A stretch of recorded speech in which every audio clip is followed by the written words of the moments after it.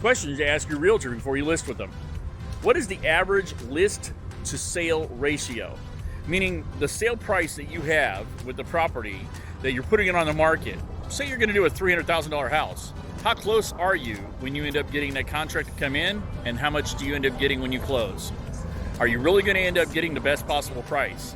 If your realtor comes in there and is started off at a really high price at $500,000 in a neighborhood that's only worth $300,000 just because they feel the market is pushing it, you may not have had the right realtor.